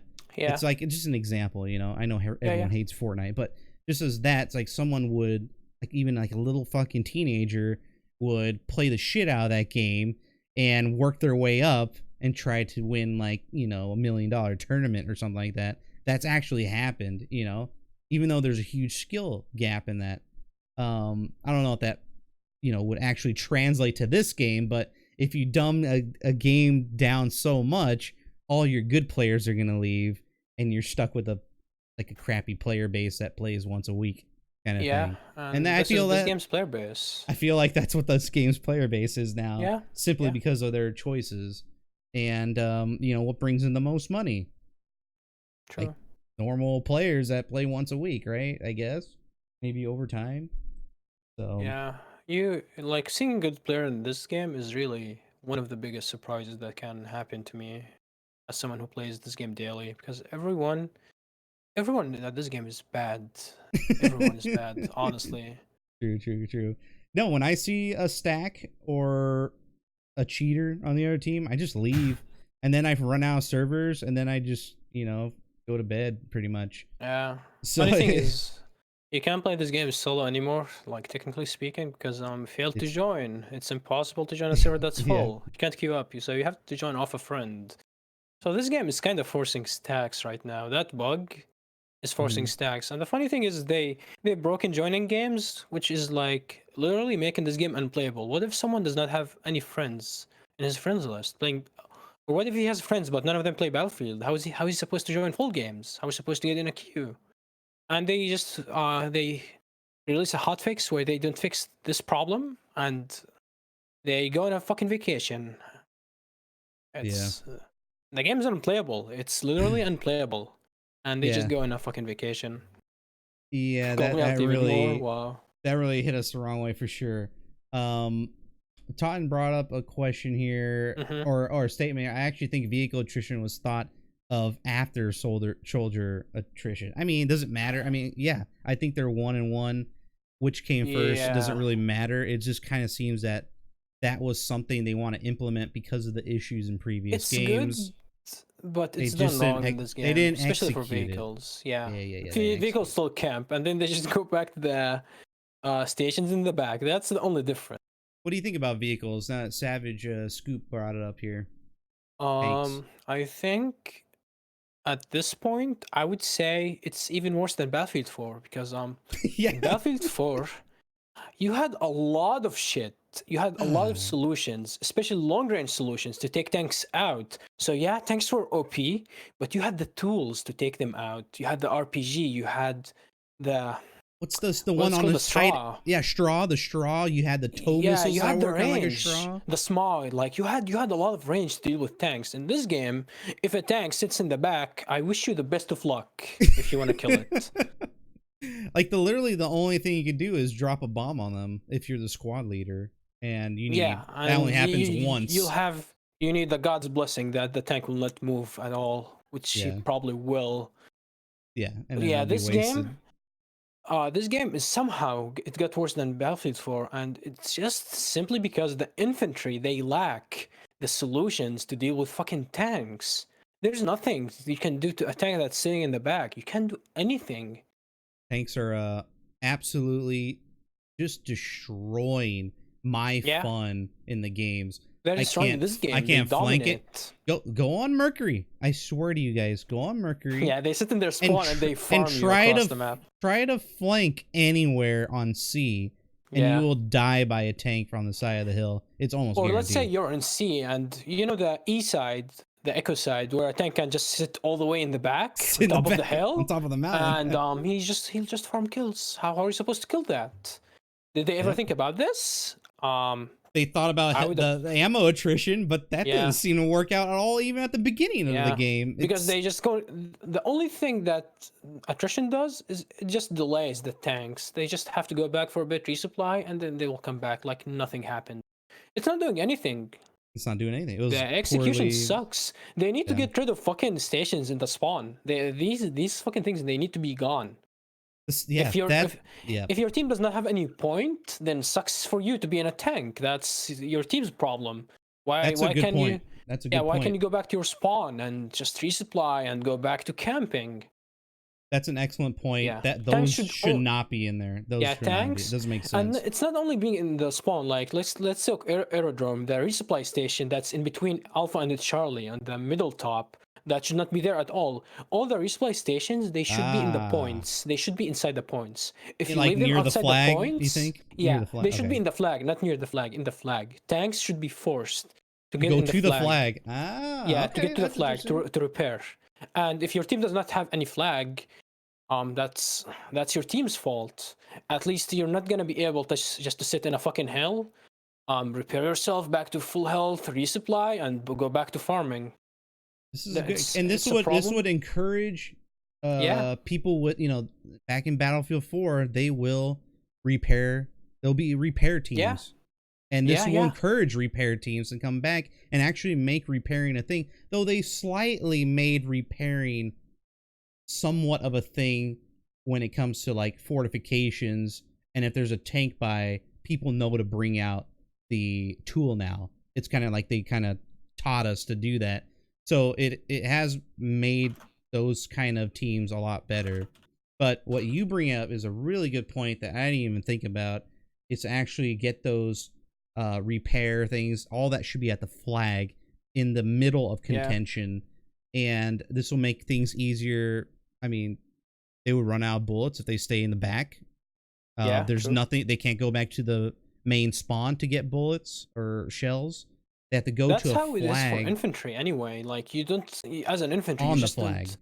You have to go to the flag, and if there's someone on the flag, you're dead. But at least the game does not encourage you to just go to a fucking random spot, resupply, and then sit in the back and camp. You have to walk to the flag. And tanks should be like how infantry is punished, like how health attrition punishes you for being infantry, having turned to a flag and being risky. That's how it should be for tanks. They should be punished. And just make it a camping heaven for them, where they can sit in the back, nothing kills them, and they have no drop. Like the tank can just shoot you across the map. There's no drop. There's nothing to compensate for. It's brainless. It's a brainless gameplay. Yeah, the other really bad thing that's making tanks really good is, look at the screenshot I have up right now. What are those weapons for? Those are for the medic class. Medic, yeah. And what can a medic do with those guns to tanks? Nothing. Zero. Tickle them. Unless you're a fucking squad leader and can drop a bomb on them. Good luck. That's literally the only thing you can do. And there's not many tools on the battlefield that can help you do that. Like, there are the Pac-10s and the other things, but those are hard to get on, and they're huge, and people will kill you on them almost instantly. So, or get sniped kind of thing. But what you said in Battlefield 4, we had the tools for range, and I think that's what's lacking. Had everything. We had everything in Battlefield 4. Like, 3 C4s were enough to destroy a tank. In this game, 3 C4s. You're lucky in the third one. 50 damage. Yeah, you need an 80 tank. You need 3 Piats, and you need to be shooting it from the back. Like, it's awful. It's frustrating to be infantry, and just try to kill the fucking thing. You know, like, even if you somehow get behind it, it's risky because there might be some infantry by the tank. And that's why I thought the Panzerbusch and the Boys AT. I thought that was going to be our fucking range that Dynamix was talking about this whole time. And sure enough, it ended up not being that at all. And I remember you retweeted one of the community managers' tweets saying that, well, agreeing with us. You know, he was like, man, I really wish the Boys AT. I think that was Jeff Braddock. Yeah, Jeff. You know, I would vote for that, or I don't know exactly what he said, but he agreed with that whole sentiment that it should be more powerful or buffed against vehicles, and, you know, less ammo, I suppose, so you couldn't kill like an unlimited amount of you know, infantry. You could just camp somewhere. I remember we saw an Xbox clip. Don't mean to poo-poo on the guy. He's a great guy. But he gave us a clip that I was going to watch. And it was nothing but him just prone on the ground or on top of a silo, shooting his Boys AT rifle at all these people running around. Yeah. That like should never be a thing. Insane kill shots. In any video game. Yeah, that's cool. That's what I'm trying to say. Like, if they want to be successful, if they want to succeed, they should add some skill gap. You know, don't make the game easy, like just easy mode. Make everything can kill you in this game. Everything, and you can't do anything about it. That's what makes this game frustrating. Is that you can't do anything about an AT rifle shooting you. You just die. So what about damage? About an MMG? What about just damage overall? Like with the current launchers we have now, do you think they should do more damage? Your voice is cutting out. Oh, I'm sorry. Okay, can you repeat that? Yeah, you're fine now. The damage using the launchers we have now, will that be do you think they should cause more damage to tanks? Definitely. And glancing blow should be gone because it's so random. I think I don't. It's a think there's little any... too much. It's a little too much. I think it's too random. I don't think they will ever nail it. So I think removing glancing blow is the way to go. And the Panzerfaust is actually absolutely pathetic. Like sometimes the 80 pistol does more damage to a tank than the Panzerfaust. Like I've tried to use it and it only does like 8 or 9. Then I take the 80 pistol out and I hit tanks for 12. Lancing blowjobs. Yes. Yeah, what's the purpose of the Panzerfaust? Like, they nerfed it into oblivion. It does not even destroy buildings in one shot. You have to shoot the building at the same spot twice to destroy it. Like, the Piat does everything more efficiently when you compare to the Panzerfaust. Same for the 80 pistol. The 80 pistol, it destroys buildings in one shot. Panzerfaust does not. If they want to keep the Panzerfaust trash, give us the bazooka. Give us another long-range solution. Yeah, what is the holdup on all the launchers, man? Yeah. All those launchers we've seen. Yeah, we've seen it in the trailer. We've seen it in the Chapter 4 trailer, but yeah. That's amazing. Probably will never make it to the game. I agree with Toten saying that AT capability should be tied to assault and support class. It's almost always been that in all the Battlefield games, but they did it differently back then, you know? Now it's kind of like it's very all over the place. They should like give medics something like Battlefield 1, like a light anti-tank nade. Anti-tank nade, the light one. Yeah, that should be back. Maybe in every class. Yeah. I like that. They should make that. You could have it as a scout too. They should bring back the K bullets to the scout guns. They should give us options, something to deal with the tanks. But at the same time, they should be cautious about bringing back the explosive spam problem that the Battlefield 1 and every Battlefield game People brought up a couple good solutions. I mean, just to tack on, you know, these are too little too late in my opinion, but the lunge mine, they fixed that apparently, and then now it's coming the next update apparently. The lunge mine, I'm also afraid that it's going to be in only specific classes. Which is fine, I guess, but I would rather have that for all classes because it gives me an option. And as you said, like the K bullets would be good, and the limpet charge for support. Man, I'm tired of shooting my Ligma Juniors, which are the limpet the was AT fun. That was the limpet fun. Charge. You know, it's great to get rid of like people clustering up in certain sections. And it's great for attaching it to tanks and getting the fuck out of there, because you know, these tanks are slow, so you'll have more opportunity to get around their butt while they're distracted and put that thing on there, and it does like 25-30 damage or whatever, and then you just get out of there and you did your part. So I don't know, the lunge mine, I don't know, that I think you're just gonna fucking die when you do that. You're gonna be at like 80 health, and then you're dead. It's like dynamite. That thing is just like dynamite. You have to get behind the tank. It's a bayonet charge. This game, it's not a long range solution, which is the game's problem. So that thing is not gonna fix shit. Tanks are still gonna camp. It's useless. That thing is useless. The long range is what we need to focus on. Slothity, VQ. Howdy, everybody. Yeah, thanks for joining up late night. We're still going here. We've been shitting on the game throughout the whole night, Julian. When I talk about some things that DICE did right with this game, what do you think? Should we be a little bit positive? Oh, no. Everyone's going to leave, Dynamix. Everyone's going to leave? Yeah. I mean, there's some good things that they actually did right with this game. Okay. That I'd love to talk about. I'll start. I'll two things that I like. Okay. I like the overall gun balance of this game. I think they did nail it. It's kind of all over the place right now, but at a point it was really good. Before 5.2, every gun was viable. You could do well with everything. Yes, and you know me. You know me. I do my 1,000 kill challenge on every gun, and I was doing just fine, and I was able to use every gun I could. Right. And man, if I started now, like imagine trying to get through the SLRs would make me just go crazy. But that's one thing I liked. The other thing that a lot of people probably definitely don't agree with me, but in previous Battlefields, we used to use the parachute at any fucking height. I mean, you jump 2 meters, or 3 meters. You can use the goddamn parachute anytime you wish, unlimited times, and it was awesome. And then BF3 came along and fucked that all up, and I was really mad, and they never went back to it. It was very unrealistic, sure, but it was a Battlefield staple. Yeah. But what my point is, in this game, they added that combat role.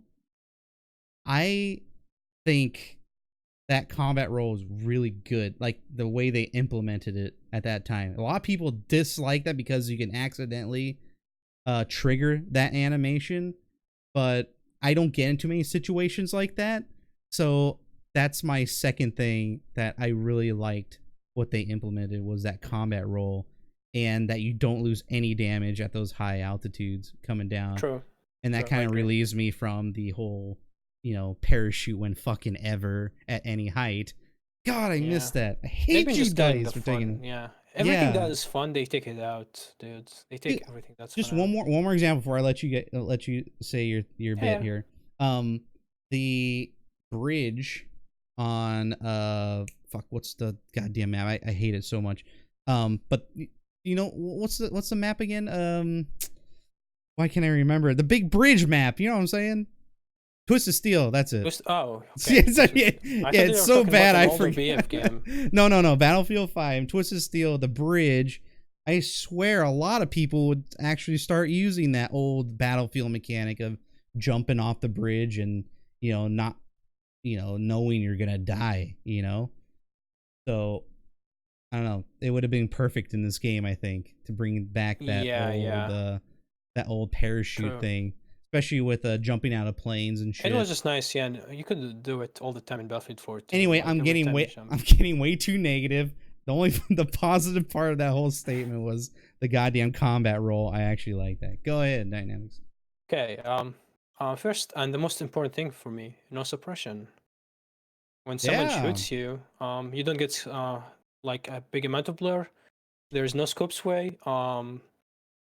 You don't get extra visual recoil, and you don't get extra spread. Your gun stays intact. So if someone who's worse than you misses his shots, you're gonna destroy him. It's not gonna mess you up. I love that. I love that you can jump through windows without having to destroy them. That's fucking awesome. Sometimes. I mean, yeah, it's kind of wonky. I want to mention combat role, but you've already done that. I love squad revives. I think that's fantastic. Should come back to every Battlefield game. You don't have to play a medic to revive your squad. That's awesome. What else do I like about this game? It's really not that much, but they did some things right. Hey, we tried. They should like bring these stuff back to the newer Battlefield games. But I think that's pretty much it. There's nothing like really. No nade spam. True. No nade spam. I love that, because in older Battlefields, like any ammo box would resupply your nades. In this game, you have to go and look for the ammo box, which means that they did a good job on that. Yeah, they did a good job. Like when you go through a corridor or you go in a house, you don't. If you go back to Battlefield 1, and you just look at this game, you'll notice how Battlefield 1 was explosive spammy. Speaking of that, I like the fact that there's no mortars in this game. So when you're chilling, trying to hide, there's nothing that just kills you randomly across the sky. I love that. Yeah. I love that they got rid of a lot of BS that BF1 had in general. Like everything in BF1, like sweet spots, elite kits, behemoths. I love that everything from that game is gone. Yes, they did a lot of things right, but they replaced them with other bullshit. That's great and all. We're kind of pretty much saying what they got rid of, but what did they add? You know, like the combat role, they added that. Jumping through windows, as I said, squad reviving, the lack of squad suppression. Reviving. Yeah, that's still that's still taken away. That's still taken away. What did they add? Not take away from previous games. What do you think about the new? Battlefields had no suppression, so no suppression is technically not new. I see what you're saying now. I meant like the Battlefield 1 suppression. They took that away. Now it's kind of like a spotting suppression kind of thing. Which here's we had specs nuclear. We had them before, just in different form. Just to go off on a little tangent here of spotting, the whole suppression spotting. You know how that little icon kind of flashes, the little box? Yeah. I was hoping that was the official way to spot someone and not a dot on top of their head. What do you think about that? Yeah, I know what you're talking about, and I agree with you. I mean, if it's up to me, I as I said, I don't have no spotting at all. But yeah. I'm sorry, I forgot. Show up for a little bit, having that show up like for a little bit. The thing that you just talked about, I don't even know how to describe it, but I know what you mean, and I'd rather have that over an icon, a pinned icon on top of your head any day. Yeah, because you are spotted. Yeah, that's actually new. That's true. That's new. Is bringing that in, Kim. Yeah, that's actually new. That's. Is that positive? I don't know. I don't think a lot of people like that. But yeah, there's not a lot. Like if you talk about this game, it's actually sad. There's not many positive stuff to talk about when you compare them to the negative stuff. I had a huge list. Let me see if I can bring it up real quick. It should be on my notes. Let's see here. Oh, here we go. I have a whole, I don't know if you guys can see this, a whole list of what great things Battlefield 5. We can barely see that, Julian. I know. I'll read it to you. All right. The great and bad of Battlefield. Okay, the great, vaulting. I thought vaulting had some. Okay, I'm just saying. Look, there's problems with vaulting. I get it. It accidentally triggers. I understand. But god damn it, we didn't have vaulting in the past Battlefield games, or a lot of them, especially back in Battlefield 2 and 2142. We didn't have the luxury of just vaulting over a medium-sized wall to get the fuck out of there. You have to run all the way around the maze to leave. Okay, I'm so happy they added vaulting to the game. But yeah, these are such little things, like the plane horn. That I thought that was cool. Right. We already covered this. The gun style and the gun play I liked. The rain on Aerodrome, like stupid weather shit, right? The Mars weather on Hamada I thought was very interesting, if not the most interesting. I hate that. It's shit, right? But it's definitely interesting. You can't, like, we've never seen anything like that in a Battlefield game. Whether that's good or bad, I'll leave that up to you guys. All right.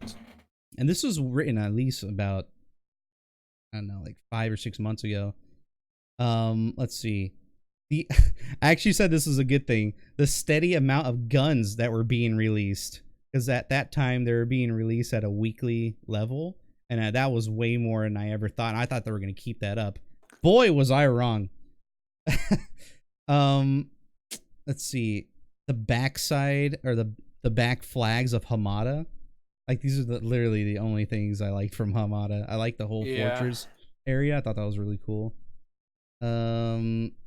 I thought the flare gun was cool, of shooting it upwards. That's something that's new that they've tried. Having a little parachute on them, and it slowly dies out and hovers less and less. I thought that was... Yep. I think that's pretty cool. Like, if you go back to BF1, and you shoot a flare, you take out your flare and you shoot it right on the ground. Doesn't make too much sense when you think about it. Like, I think and you can't destroy it. There's no way you couldn't destroy it. You just spot it. Just have to deal with it. And everything else involves like performance stuff that I thought was cool. Like, some of the graphics were really cool. But yeah, I don't think this game performs that well, to be honest, at all. It gives a lot of people issues. The throwing knives. Thought that was interesting in a Battlefield game. Nah, I hate that. I hate everything that kills in one shot. I'm not a fan. Skillless. Let's see. Shoot the flares at the enemy? Smart, Eddie. Yeah. The things I hated, the menus. I hate the menus. The menu colors terrible. The UI in that game, The hangar. The hangar end around hangar background is lame. The blue hangar, people call it. Now it's the orange hangar. What else? The blue and green vomit skins that you get for doing the assignments. I think that got old really fast. Oh yeah, they look awful. Deluxe edition. I'm gonna cry now.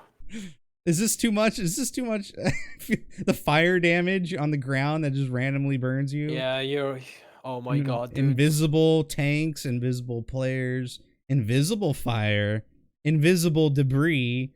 Yeah. Oh yeah, taking debris damage over time. That's awesome. Which is gone now apparently. I guess. No, I don't think it's gone. It's not gone. Had it. No, it's not, Julian. I haven't died to I have died to debris, but I haven't died to debris over time. No, it's not gone. It still happens. It's not gone. Fuck me, not man. Gone. Maybe I just don't stay in houses anymore. Forget. Yeah, looks like you're a suicidal man in the battlefield. Damn it. The fall damage is way too harsh at the time. We didn't have the whole the combat shit. What else? Sliding was a wreck at the time. It usually didn't work for me. I was like double tapping. It was ping dependent, so it was just awful. If you did not play in West Coast, if you played in East and you had like an 80 ping, sliding would never work. It was fucking awful. They fixed it like a few months ago. Yeah, a few months ago. Imagine, right? Imagine. Yeah. Footsteps, no footsteps, or there's still no footsteps. After they got it right in 5.0, we're back to no footsteps now. Directional gunfire, footsteps behind obstacles seem very distant, not close. That shit always bothered me since the beginning. Yeah. Then we had when we brought up the explosive spam. We had a phase. Do you remember in Battlefield 5? We had a phase of explosive spam at the time. Do you remember when that was? Yeah, it was after the first TTK change. People started using the P8 as a primary because guns were not good at killing. So the frag grenade rifle, the P8, everyone started taking them out. That was actually in late December and early January, where the P8 became a thing. I mean, maybe it's not the TTK change, maybe it's because everyone just got the P8 unlocked, but it definitely happened at late December 2018, early January 2019. I agree. That's 100% correct. You win a point. We heard a cat in the background. Was that your... Yeah, that was my cat. She wants to get out of the room, but someone took care of her, so we're good. Right, and she was like right next to the mic, and she was like, no, she's actually way behind. Surprised that you guys could hear the cat. Yeah, it looks like she was right on the mic or something. Yeah, she's probably too loud. Yeah, she gets loud when she wants to get out. So I don't know when this was, but did you get a new rig or new like setup or? Yeah. Is that the recent, PC right? that I have right now, that was in late February. I used to play in gaming laptops, man. Is that when we met you? Were you still on the laptop when we met you? Yes. Oh boy. Everything was shitty when you guys met me. I was playing in a shitty laptop. I had a headset microphone. Like, I came a long way, man. Did we meet you in? Or did you meet me in Battlefield 1? I forget. Yes. It was. Yeah. We were still. It was playing... in October too. Gotcha. Yeah. And I met you through Enders. Yeah. Through Enders. Yeah. Okay. Yeah. Man, that's cool. Jeez, that feels like it was a century ago, doesn't it? Yeah, that's true. But it's only been like a year and a few months. But yeah, I've started playing with Enders. I thought that he was a cool guy. Then he was playing with you. He used to stream at 6 p.m. PST at our time. So he always got around playing with you. Yep. And I started joining. You first time you asked me to get in Discord, I really did not want to talk. You know, I was a shy person back then. I totally understood. Yeah. Because of my I was like just shy of my accent and English, but then I just was like, fuck it. I went in, started talking to you guys, and yeah. Well, and here we are. I'm streaming this game now, and I have a fucking cam. So you joined. Can see my face. Yeah. You joined this newer clan. I'm not familiar with these. MK. Yeah. Explain. Yeah, I enjoy playing with them. They're cool guys. They're chill. Where'd you meet them at? I've actually played against them a lot when I was playing with. When you stack with Boca Boy, they're usually on the receiving end, and the fact that one of them, a guy called Tilasius, is a friend of mine. that I've also met. They were all AOD, by the way. All of the MK guys. They were ex-AOD players. Whoa, really? Damn, I and they probably all know left all of AOD them. and they made their own clan. And yeah, I used to play with them back when they were with AOD. Like randomly, I would like join that. This guy called Telasius would join with me. Yep. And like for guys that had the AD clan tag, I was surprised. They were really good. You know? Like they're not your typical AOD guys that you see. Like they kill, they fucking slam, they get on top of the scoreboard. They use smokes before they revive. They check their revive. You know, and that's how I met this guy called Telasius. And turns out there's more of him. He became MK. Then you know, played against them a lot. Then started playing with them, and they told me that they want to play with me. So I was like, fuck yeah, an actual clan with cool people. So yeah, I just joined. That's cool, dude. I was curious about that. I didn't know what MK was or where they're from. That's cool. Monka S. Oh my god. Yeah. And I didn't know they're ex-AOD. I know Telasius was, but I didn't know anyone. Yeah, Telasius was ex-AOD. Yeah. I remember that. I think I barely knew him, and because I left maybe a little bit afterwards at that time. Started the Janganoo Nation. Now I got a Battlefield show on Twitch. I've gone places. But yeah, true.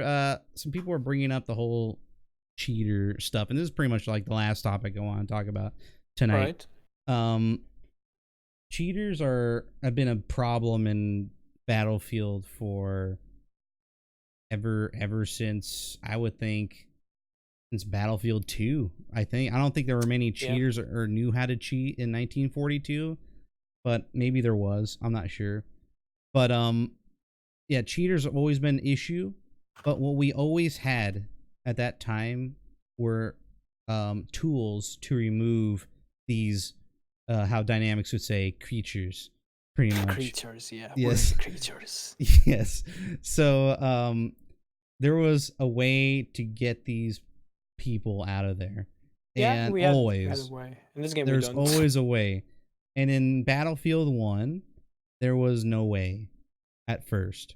Yeah. And it got really bad. And man, these frostbite hacks that these children and these creatures came out with were unbelievable. I mean, you're talking Superman shit, people flying around. Yeah, shoot you through walls, solid walls. All the way through the map. The dude's completely invisible. You can make himself completely invisible. Speed hacks, fucking everything you can imagine. And in Battlefield 5, you don't really have all those, but it's still mostly there. You don't have Supermans everywhere or people running around really fast. But maybe one day, shit, at this point. And they have no way in fighting it. And even if they had, even their fixes are shitty. Do you remember the bug that made this game look like Minecraft, Roblox? Do you remember that bug? It's kind of still in there. Yes, no, it's not in there. They fixed it. But do you know how they've done that? No. Okay, so now every time you go to the game and you try to change the settings in the NVIDIA control panel, it resets. That's how they fixed it, by not making the NVIDIA settings apply. So right now, if you want to change anything for the game specifically, you can't. It will reset after you launch the game. So even when they fix things, the way they fix it is really bad and shitty. Like Battlefield 5 is the only game where I can't play around its control panel settings in the NVIDIA control panel, because that's how they fixed the fucking Roblox bug. Like even when they fix, even their fixes are not good. Nothing DICE do is actually good, which is really just sad. It's a shame. Like I think if they ever decide to fix the cheaters problem, I think it will be implemented. The anti-cheat will be implemented in a shitty way. Honestly, I think there will be like a trade-off, something that the community will not like. EA was talking about making their own to implement across all their games, but God, do you really trust their word? I don't believe it. Yeah. EA and DICE, they say a lot of things and they never deliver, so I don't believe it. Yeah, that was why when BF1 had a pretty okay system of getting rid of cheaters and RSP, I was like, oh, for sure BF5 is going to launch with that, because it is really getting these scum lords, these cheaters, these toxic people, because I really feel like they were totally trying to make Battlefield 5 as least toxic as possible, right? They got rid of a lot of different toxic things, like even shit like, you know, rank 140, or like high ranks, you know, because we were stuck at rank 50 for a long time. And I feel like they didn't want anyone to reach an insane rank, because people will start being toxic against that person or whatnot.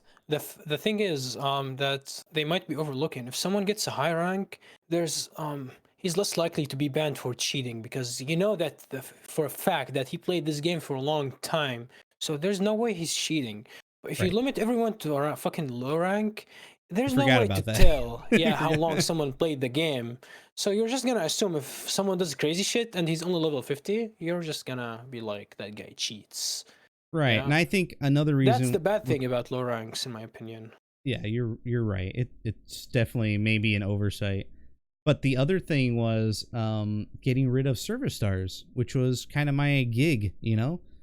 And if you saw a rank 140, now everyone did this in Battlefield 1, when you got killed, you know what I loved by about 100 them? star, the 100 star rank 140. Yep. Yeah, they made him really mad, and they got rid of that on purpose. I think it's my theory, but you know, with this whole cheater thing, with the whole cheater thing now, it's just or also heavily implementing what do you call it, things in the chat to block them. What was it called again? To censor the chat whenever you say a poopy word or something. So but at the time it would block out words that weren't bad, you know. There's an easy way to get around them. You just gotta type like and there's anything easy way in between them. Like you can get around them very easily. Like it does not work at all. Yeah, it's poorly implemented. Really bad. And the other, go ahead. Another lie that David Sirland said on Twitter, that we will give you an option to disable the profanity filter, guys. It's fine, and we. Oh, they did say that. Did they? Yeah, I think they forgot a profanity filter, or the censorship. That's what I was trying to think of, that word. They got rid of it in whatchamacallit? Shit, I lost my train of thought. Oh yes, RSP titles.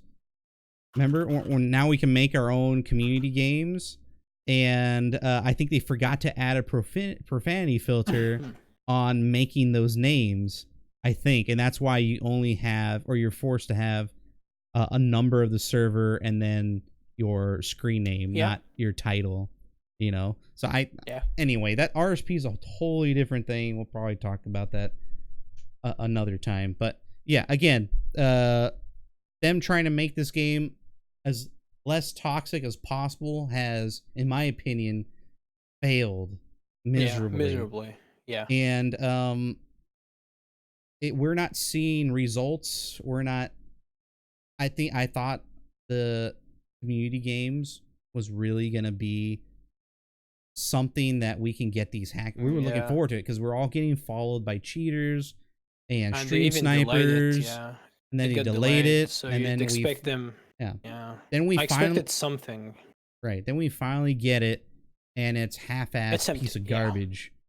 I mean, you guys are using it on a weekly basis and wasting like 20 minutes of your life. It's fucking garbage. Just to get something going. That's why I was so surprised that you guys even played it at all. But that's what's going on. I can't even switch players in it. So it was a huge disappointment, and it's not fixing the issue.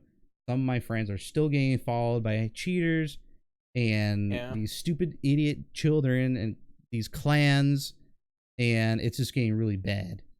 And a lot of people are just leaving because of the hackers. Every server. Move on, and we'll never do anything to RSP. I don't expect them to do anything to it. It'll probably stay this way. So that's how DICE is.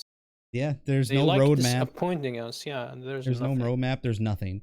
So we'll see what happens next week. I again, with all the delays and all that, all the mishaps that DICE has had, don't expect anything that they release to be good in any way. And if it is, it was by luck.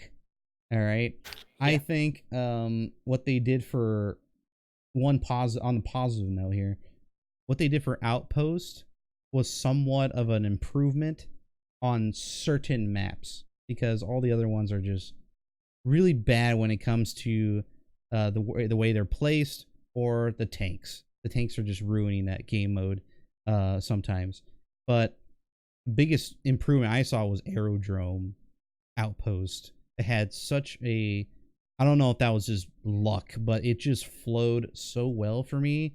Yeah, it was one of the better maps. It was one of the better ones. So, I mean, yeah, just to end on a positive thing on that, I feel if they do anything, if it's good, it's probably accidental.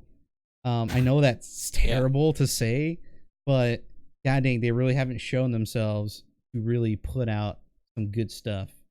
Yeah, they're not proving themselves at all. Yeah, so we'll wait for Chapter 6 and see what's going on. Not quite ready to quit the game yet, but I still like talking about it, and I definitely like talking about it with special guests like Good Boy Dynamix. Thanks, man. Thank you so much for coming. Anything you want to add? Thanks so much for having me. And yeah, no problem, dude. It was fun. And thanks for coming on, and thank you everybody for watching the show.